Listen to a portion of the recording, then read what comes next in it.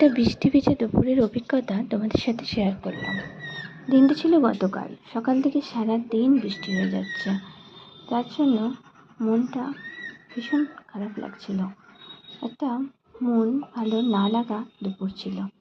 হঠাৎ বসে বসে চিন্তা করলাম যে কী করা যায়, এই বৃষ্টিতে তো কোথাও বাইরে বেরোনোও যাচ্ছে না।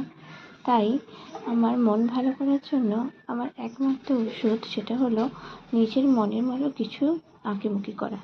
তাই রং, পেন্সিল, খাতা নিয়ে বসে পড়লাম।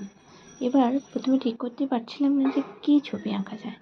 ভাবলাম সমস্ত পুজো যখন সিদ্ধিদাতা গণেশ দিয়ে শুরু হয়, তাহলে ছবিটা কেন সিদ্ধিদাতা গণেশের হবে না।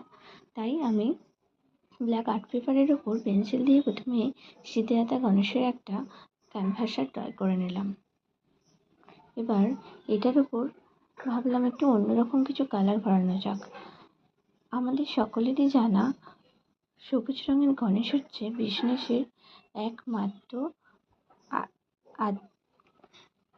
আরাধ্য। তাই সবুজ রঙের গণেশটা করলাম। কেমন হয়েছে